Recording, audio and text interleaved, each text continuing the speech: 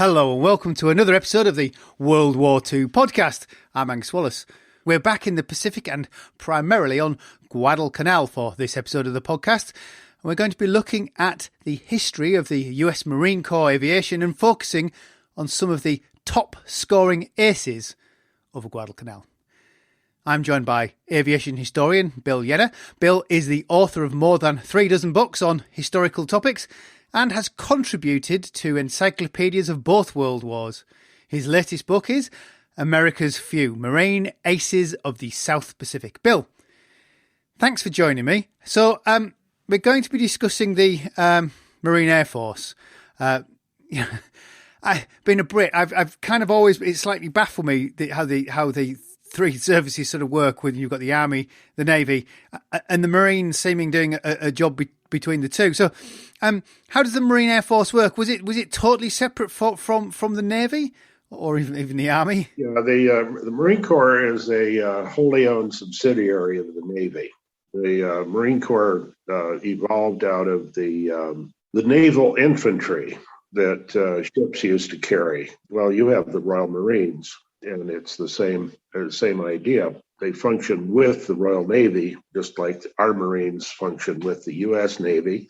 Over the years, the Marines evolved from being just infantry troops aboard ships to board other ships and whatever, to an offensive force.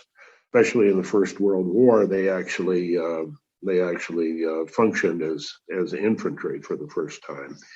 The idea of the Marines is that they are the amphibious landing force that when the Navy projects its power in wartime, they're the troops that land on the islands that the Navy is capturing, and that was what the whole thrust of Marine activity in World War II was all about: landing on and capturing islands. Marine air power was originally, and is to this day, designed as a matter of military doctrine as a supporting force, a force that to provide air support for Marines on the ground. In other words, fighter bombers, or if they had fighters, the fighters were there to prevent the Marines on the ground from getting attacked. But it's mainly a ground air-to-ground support organization. That's what Marine air power is. There is no such thing as a Marine Air Force. It's Marine squadrons in support of ground activities. I hadn't thought of it quite nuanced that way because the back of my mind always is the question of why didn't the Navy? It must be competing for resources with the Navy Air Force flying off carriers. When you say it's specifically in support of the ground, it's almost like the doctrine of mobile flying artillery. And yeah, it's like tactical air power as wielded in any kind of major land operation. It's like all of the tactical air forces that operated over Europe after the Normandy invasion, or after the invasions in Italy. They were there. The tactical air forces were there to support troops on the ground. Strategic air forces, of course, are your four-engine bombers that go deep into enemy territory to attack the enemy war economy. So it's tactical air power.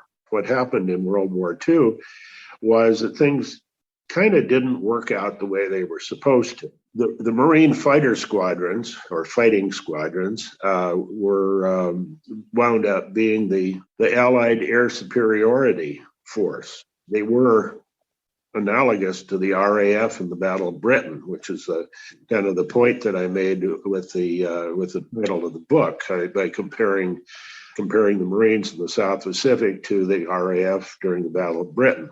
The way those two situations were similar was that you had an Axis war machine that was virtually unstoppable, that was moving at will through neutral territory or allied territory. What a lot of people don't realize that the Japanese army between December 8, 1941, which is the same as December 7 because of the international date line, between that date and late in 1942, or at least by mid 1942, was an unstoppable juggernaut that actually conquered more territory faster than the German Blitzkrieg.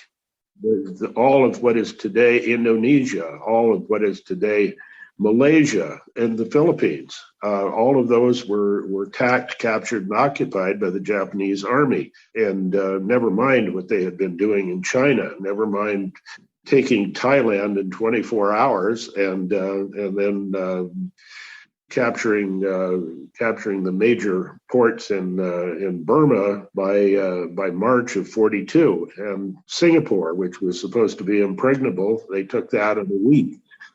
So this is the sort of the way the story begins was this juggernaut was sweeping down through the Pacific. They had captured New Britain, they had captured most of New Guinea, and they were sweeping down through the Solomon Islands. And if you look at the Solomon Islands, they're sort of the shoulder of islands off the upper right-hand corner of Australia. Had they continued sweeping as they had been throughout the rest of 1942, they would have basically checkmated Australia. So this invincible drive had to be stopped somewhere. And the place where it was stopped was this island that nobody had ever heard of called Guadalcanal. The Japanese had actually occupied the island, and it was, if you look at a map, Guadalcanal was the last major island. In the Solomon Islands chain, there's 900 islands, including a dozen or so major islands, and Guadalcanal is the last one. And the Japanese had occupied all of those islands, including Guadalcanal, when the Marines landed on that island. And in a combined arms war, you would have had an Air Force element involved to achieve air superiority over the battlefield, but there was no Air Force component available. The only Air Force or Army Air Forces units were flying obsolescent P-39s and P-40s, and there were very few of those aircraft anywhere near the South Pacific. They were concentrated mainly in New Guinea, which is technically the Southwest Pacific, the way the Allies divided their commands. But there was nothing in the South Pacific. So Marine air power ended up being it. That was all. Guadalcanal becomes an unsinkable aircraft carrier. It was a precarious aircraft carrier because these pilots were flying out of a series of airfields that were within artillery range of the Japanese on Guadalcanal. So these guys were, compare it to the 8th Air Force in Britain. These guys, if they made it home, they were in a secure. It may not have been the best place in the world, but they were in a secure Quonset hut with a pub down the road, and didn't have to worry about being attacked. These guys in Guadalcanal, they were sleeping in tents with artillery rumbling in the background. Even if the shells were not actually crashing down on them, they could hear artillery duels in the background night and day. So these are the conditions. So something had to be thrown in there because the Japanese, mainly the Japanese Naval Air Force, but also to a certain extent the Japanese Army Air Force, was sending aircraft down there every day, huge groups, dozen or two twin-engine bombers, supported by dozens of Zero fighters, were coming down from the big, huge base at Ball in New Britain and attacking the American positions on Guadalcanal and the American ships out in the slot, which is the Solomon Islands are like two parallel lines of islands with a channel down the middle, which the Americans referred to as the slot. And there were American ships out there. They were being attacked from the air. The U.S. Navy had aircraft carriers in the area, but very few, and they were badly mauled in the Battle of the Coral Sea. And then, of course, Midway took place in June of 42. So that, the Navy carriers were spread incredibly thin. So the Navy couldn't do it. The Army couldn't do it. Send in the Marines. So it ended up being just a handful of Marines, just in the beginning. And the beginning of this story is roughly August of 42. There was only one Marine squadron, and that was added to fairly soon. But one fighter squadron. There were dozens of Japanese planes coming down every day to attack Guadalcanal and attack the ships offshore. Dozens of Japanese bombers. The Marines, they were lucky if they could get a half dozen planes into the air. And so these guys were working really hard. I mean, it's like the RAF in the Battle of Britain. By what proportion were they outnumbered by the Luftwaffe? And it's just, kind of the same sort of idea. And living in horrible conditions. And maybe today we can get 2 planes in the air. Maybe tomorrow we can't get any. How well matched are they? Because I mean, as you say, it's really intense. These guys must have been up and down, just refuel back up as the Japanese come over in large numbers. But how well matched are they? Are the pilots better trained, similar trained? Are the planes better or worse? Well, the Mitsubishi Zero, which was the cornerstone of the Japanese Naval Air Force at the beginning of the war, was probably the best fighter plane available in the Far East. It certainly outclassed anything that the Chinese had. It was superior to the Brewster Buffaloes that the British were using in Burma and Singapore. It was clearly a match to the P-40s that the Americans were flying in the Philippines, and it was an exceptional plane. It was fast. It was maneuverable in the hands of a good pilot. It was a deadly machine. Meanwhile, the Marines are flying F-4F Wildcats, Grumman F-4F Wildcats, and it's a heavier airplane. It's not nearly as maneuverable as a Zero. A Zero could turn inside the turning radius of a Wildcat easily. What advantages it did have was a powerful engine that would allow it to if in a diving attack, gave it tremendous speed and power. So if you could dive on a Zero and catch him, that would work. The real difference, which is kind of often overlooked, was that the Zero was completely unarmored. The Wildcat was sturdy and well built, and it had a big slab of steel behind the pilot's seat. A classic dogfight situation. You want to get on the 6 o'clock of your opponent, and if a Zero got on the 6 o'clock of a Wildcat, he could pour all the lead he wanted into that plane. He could probably blow the wings off before he could touch the pilot from the 6 o'clock. That slab of armor really saved a lot of lives. In a reverse situation, if a Wildcat got behind a Zero, an unarmored Zero, it was over for the Zero pilot, unless he could successfully maneuver out of that situation, which they did in a lot of cases. The Zero and the Wildcat were more or less evenly matched if you add up all the pluses and minuses. There was no symmetrical equivalence because they were different kinds of airplanes. At the beginning of the war, all the Japanese pilots were exceptionally well trained.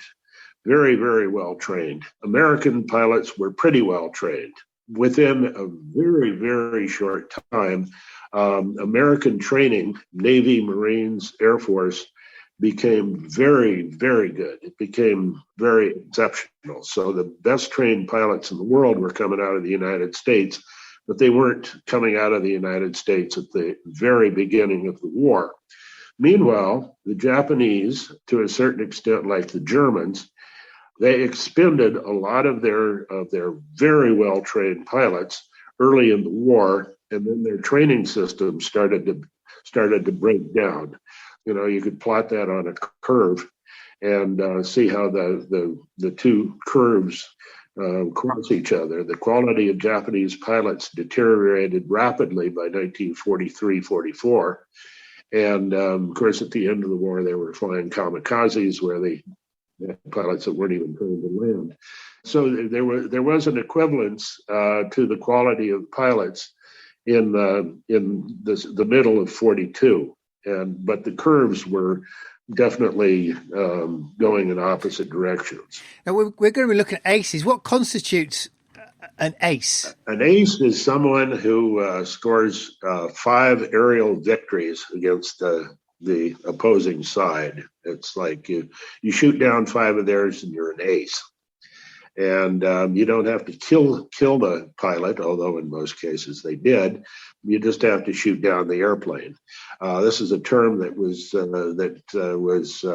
coined by the French in the First World War, and then it became standard during the First World War, and then has been so ever since. I'm assuming the first Marines on Guadalcanal, flying so intensely, must have had the greatest number of aces, just because the sheer number of missions they're having to fly. If you were to plot this on a chronological chart, there were a lot of aces that in the second half of 1942, and then through the middle of 1943.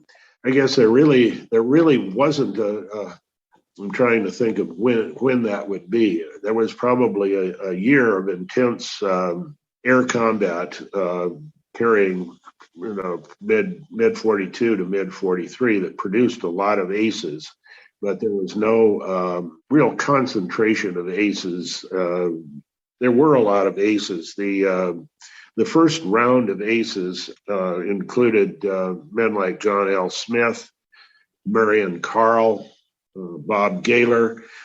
These were guys that became aces within the first couple of months of air combat. And when they, I shouldn't say that, they became aces within the first couple of weeks of air combat. But by the time they went home in the late fall of 1942, they were the highest scoring American aces in the world, higher scoring than the Navy or the Air Force, because the Air Force really was not fully engaged by that time. It really became much more fully engaged in 1943.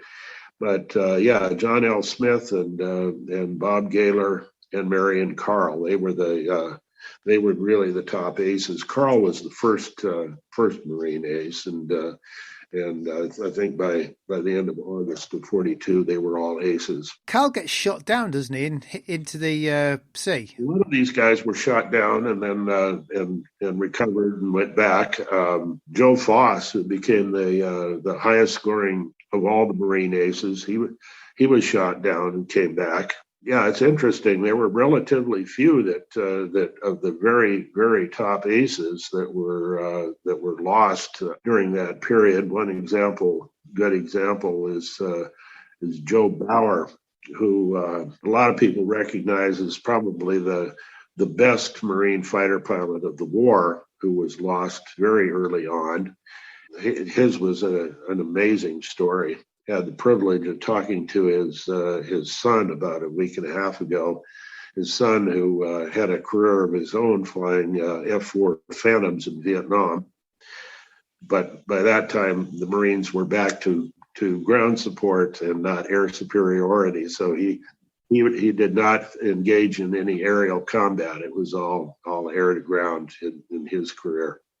Joe Bauer was the only one of the double-digit aces to graduate from the Naval Academy. He was the oldest of the double-digit aces. He would have gotten into combat a lot sooner, but he was also an organization genius, and so Admiral Lou McCain, who ran the Navy in the South Pacific, kidnapped him and put him in charge of organizing this series of air logistical bases leading up to the Solomons. So he lost a couple of months doing that, but once he got into combat, he was every time he went out, he was scoring multiple victories. And famous story was when he led his squadron into Guadalcanal in the fall of '42.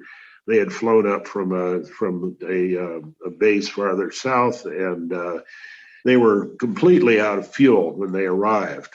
But there was a U.S. destroyer out in the water that was under attack from Japanese dive bombers.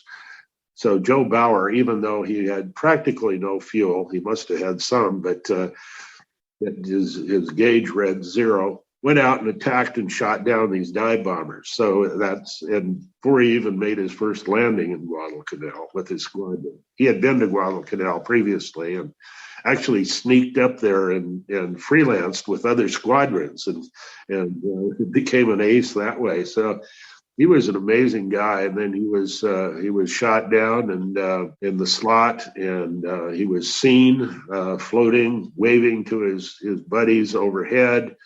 They rushed a seaplane up there to pick him up, and he had disappeared without a trace and was never seen again.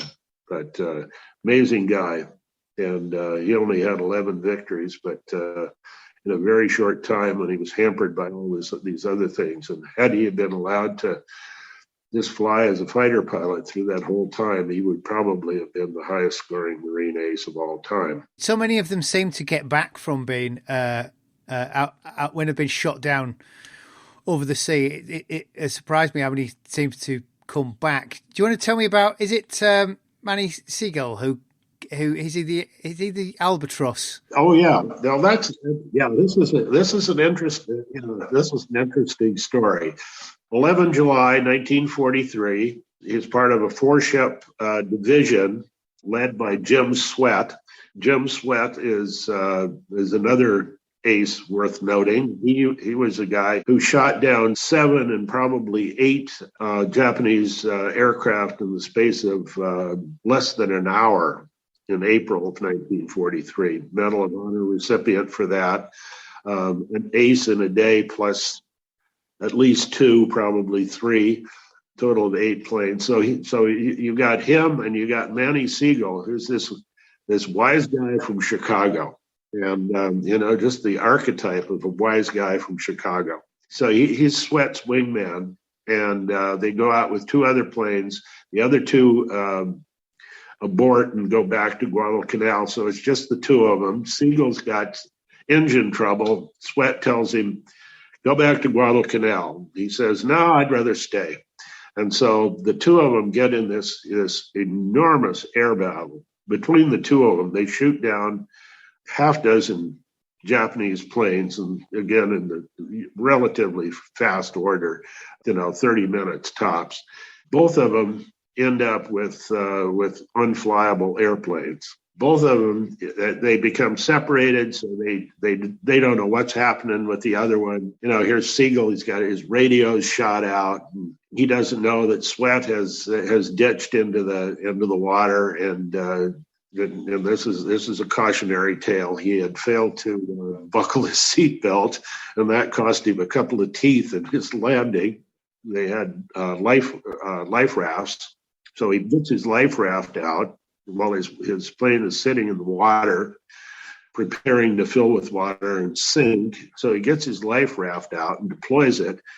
Sweat's doing the same thing, but Sweat's being attacked while he's trying to do this, because the Zeros that shot him down are trying to finish him off. So he talks about how he's splashing around in the water and trying to stay behind the rudder of his airplane so that it'll protect him from their bullets, which of course they can penetrate that thin aluminum. So he's having a heck of a time. But then he gets his raft inflated, and he's got his oars, and he sets out to row to the nearest island. Meanwhile, Manny Seagull, he's got his raft out, and he's in good shape. His Wildcat sinks under the waves, and he's floating there, and he's looking for his oars, and he can't find his oars. So here he is at the mercy of the currents, and he sees land, but it's a long way, talking miles, and he tries paddling with his hands, and that doesn't work. He got out his survival knife and tried to use that, and in his after action report, he called it worse than useless. And then, try rowing a boat with a knife. It's not going to work. So he's out there trying to figure out what to do, and he tries rigging his sail, and that doesn't work. And so he's sitting there all alone, floating in the water, and along comes an albatross, huge seagull-like bird. It's like a seagull, but it's like 10 times larger than a seagull. This albatross comes and lands in the water and floats there for a while, and looking at him. Finally, the bird gets really bold, and he comes up and sits on the edge of the raft. And then the next thing you know, the bird decides that he's going to jump onto Seagull's foot, and then he starts walking up his leg towards Seagull. And imagine this huge thing, and here it is. It's sitting on his leg. So what does he do? I mean, you and I might try to scare the thing off, but he decides, okay, I'm floating out here in the channel, and I'm going to starve to death. I need something to eat. So he decides he's going to trap this albatross. He moves his other leg over he crosses his legs, trapping the feet of the albatross. And then that gets him into an enormous wrestling match with this albatross, which he wins by strangling this thing. He probably didn't remember Coleridge with the bad luck that ensued from killing an albatross. So here he is floating with a dead albatross. Night falls, and he's in the middle of nowhere with this dead albatross. He sees boats going by, and he tries to shoot his gun to attract attention, but good thing he didn't, because they probably would have returned fire and killed him. Try to make this long story short, the following day he finally spots some American ships passing nearby. He starts waving this albatross in the air to attract their attention. He gets their attention, and they come around and rescue him. Meanwhile, Jim Sweat makes it to the island, and ends up like another. Speaking of, talking about English literature, here's Daniel Defoe wrote a whole book about a guy that landed on an island, and so here's Robinson Crusoe, and he actually meets some islanders who go after him with their axes before he convinces them that. So you got Robinson Crusoe and the Ancient Mariner, and all in one day, all in one patch of water. So that's that story. What's amazing is that these guys who land in the drink and then get fished out, and then they get back, and they kind of turn up at the base 24, 46 hours later, and they just get back in a plane and do it all again. Yeah. Seagull became murderous Manny Seagull after this thing. And they actually, the after action report lists his score for the day, as they did every day with every pilot, and 3 zeros, 1 albatross. It's actually listed in the squadron report. Did these men get competitive on their scores? Oh, absolutely. Driving themselves forward. Absolutely. There was a tremendous race of aces going on all the time, except for certain people like Boyington. It seems to have been generally good-hearted, good-natured. Boyington was aggressive, but he was also well-liked and well-admired by his squadron. And his bad boy persona was something that people accepted, and He was a colorful character and very charismatic. But yeah, they were competitive. Boyington was actually flying against the Japanese before the Americans were actually at war with the Japanese, wasn't he? Not exactly. He was a Marine pilot before the war. He resigned from the Marine Corps. Well, let's back up a little bit. Claire Chennault went to China as he was an old Air Corps guy. After he retired, went to China to build their Air Force.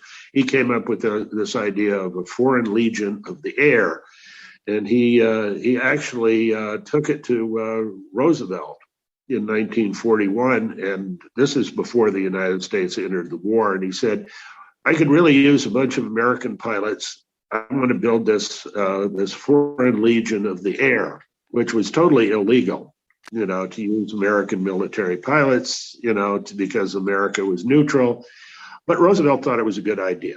So they came up with this idea where the pilots would resign from the services and become civilian contractors flying for not for the Chinese government, but for a Chinese holding company. Complicated thing. They called it the American Volunteer Group, but somehow they came to be called the Flying Tigers. So the Flying Tigers were actually in place, almost ready to go into combat before the United States entered the war, but they actually didn't because Pearl Harbor came before they actually flew their first combat missions. But they were the first Americans, though not American military personnel, in air combat. And Boyington was one of those. He always claimed to have shot down 6 Japanese airplanes while flying with the Flying Tigers. Now, the Flying Tigers records don't agree with that. When you read his famous memoir, Baba Black Sheep, you read detailed descriptions of only 2 aerial victories, which aligns with the official Flying Tiger record. So he came away from that having shot down 2 Japanese airplanes because these guys were bounty hunters. They were paid for all the Japanese planes they destroyed, and he had destroyed 3.5 on the ground. So he was paid for that many, but he had not become an ace flying with the Flying Tigers. He had scored 2 victories. He came back to the United States and tried to get back into the Marine Corps, which took him a better part of a year. He finally did, went back overseas, and then he became the leader of Fighting Squadron 214, which became known as the Black Sheep, because it was composed of people from other squadrons, and it was kind of an ad hoc group, but it wasn't a bunch of misfits like the media portrays it. Anyway, he was a commander of VMF 214, and he became its leading ace, quite a respectable leader and combat pilot. What you can say about Boyington is that he was an exceptional pilot. He was an exceptional warrior.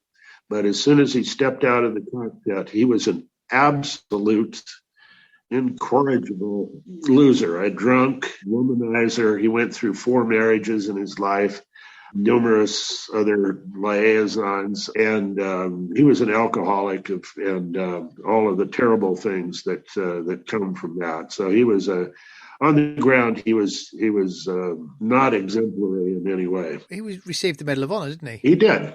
Yes. The Medal of Honor pilots, did they? Because there is quite a few of these pilots received the Medal of Honor, isn't there? And I didn't actually know quite how many dealt, but I could see in my list at least 4. There's probably more of them.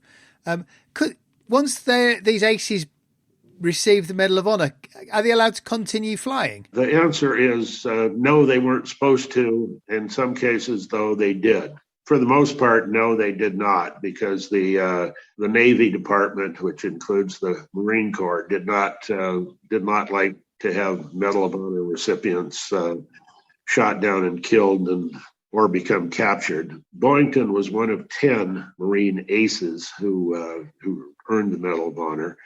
That's an interesting story. His the Navy / Marine Corps public relations machine had a curious problem because they had two Boyingtons, one each of the two types of reputations that I was just describing.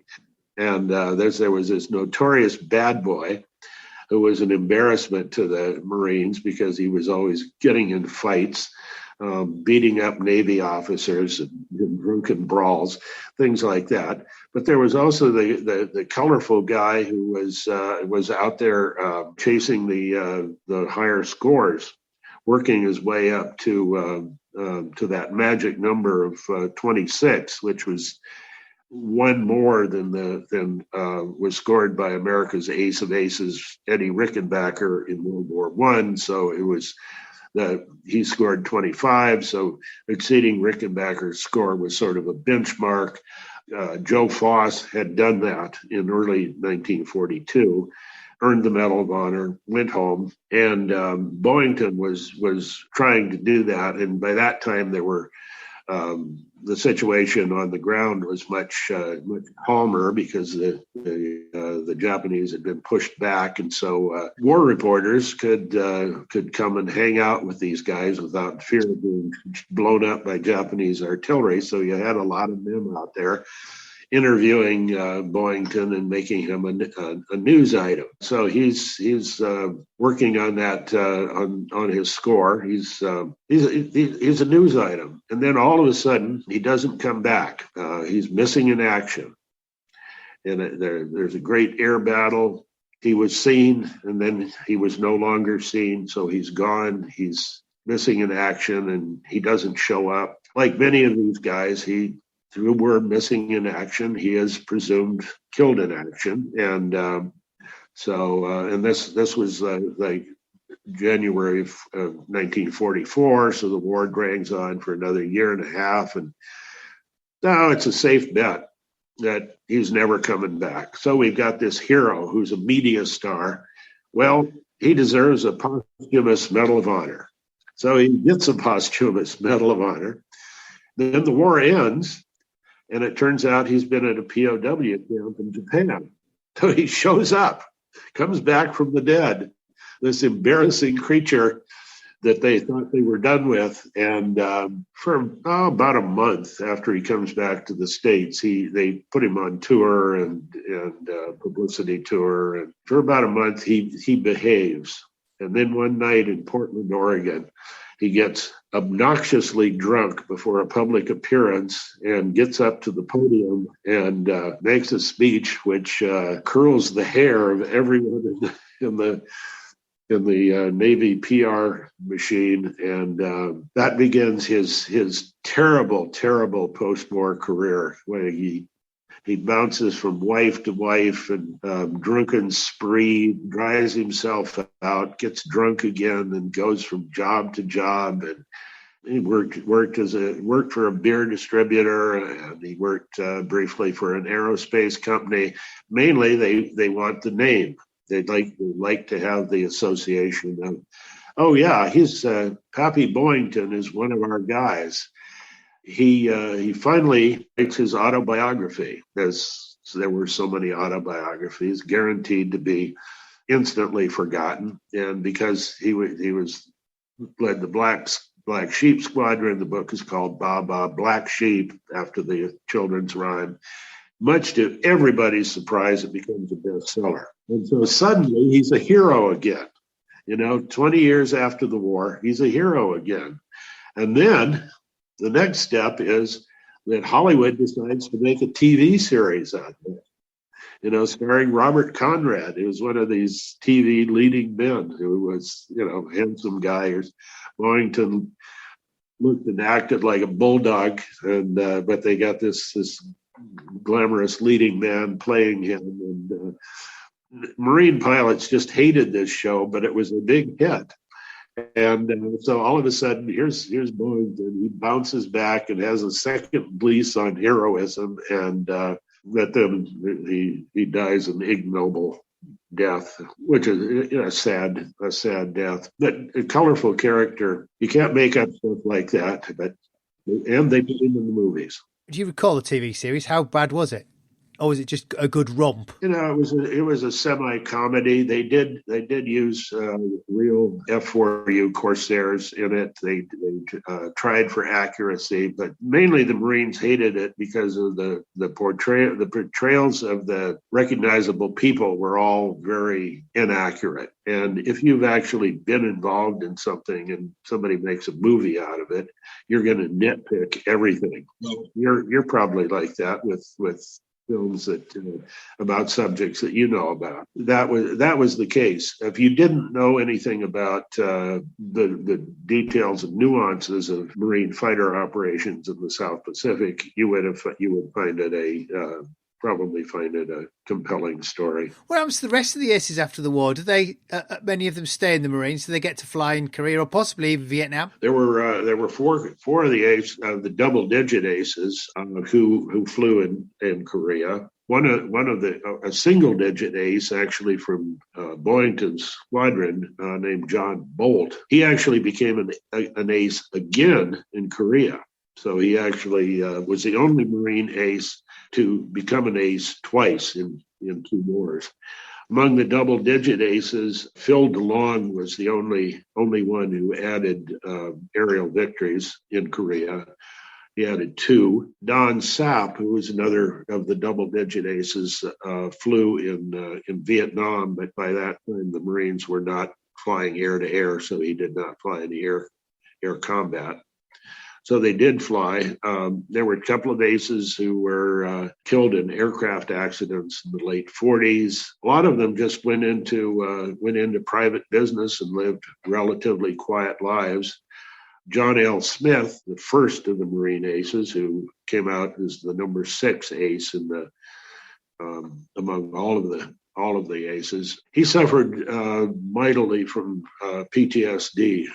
It really harmed him. He stayed in the service up through the Korean War period and then went into the aviation industry. And he was being used, much the way Boyington was used by the beer distributor, just as a figurehead, as a face. It was one time at one of those commercial air shows where he was introduced by the company executives as casually as, "Oh, our ace, John L. Smith." It was Joe Foss referred to all of this as the Dancing Bear Act. He became quite depressed and wound up ending his own life, which was sad.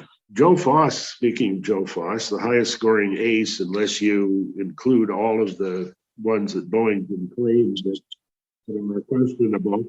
But Foss was reasonably well credited with 26, the highest scoring ace. He went on to a pretty good career. He went back to his native South Dakota, was elected governor of South Dakota, and then later had a career in documentary television. He hosted an outdoorsman TV show for a number of years. Over here we have American football. Well, Joe Foss actually was one of the guys who was part of the idea behind the Super Bowl of developing a national championship of professional football back in the 1960s. We didn't have that. The Super Bowl did not exist until the late 60s. His idea was that there should be a national championship. And others had that idea, but he was one of the driving forces in the creation of the Super Bowl. So Joe Foss had a pretty good career. It's surprising how a lot of these guys actually come out. They're quite steady and they have quite good post-war careers. A lot of the, I guess they're just people who are unflappable. And that's sometimes all you need in business or whatever. Well, they're unflappable, and they proved that in air combat. Something in their nature. There's also in the Marines, discipline is an important thing. The Marines are considered to be the most disciplined of all of the American services, and pride themselves on that. And then you get Boyington. There's always exceptions to the rule. There's always exceptions to the rule, but generally speaking, these people were well disciplined. Boyington accepted for sure, and in a sense, to be a successful pilot, especially in combat, you have to have a certain amount of discipline. And I think that contributed to post-war successes. Other than Boyington and poor old John L. Smith, I can't really think of anybody who really fell on hard times among the double-digit aces. Marion Carl became a very successful Navy test pilot after the war. He commanded a couple of fighter squadrons and also had a test pilot career. Flew some of the early Navy jets. Is quite highly regarded in aviation history over here. Well, Bill, we're now beyond the end of the war, so that seems like probably a good place to finish. Thank you. Loyal listener, if you want to know more about the exploits of the Marine pilots flying in the Pacific, Bill's book is America's Few Marine Aces of the South Pacific. In the next episode, we'll be looking at the sieges of Tobruk, or we'll be looking at British industry. It'll be a surprise which way we go. Please don't forget, if you have enjoyed the podcast, why not consider becoming a patron? You can find out more at patreon.com/WW2podcasts. $1 or so from listeners like yourself really does help me find the time to put the show together. So that's patreon.com/WW2podcasts. Well, I think that's all from me for now. I'm Angus Wallace, and thanks for listening.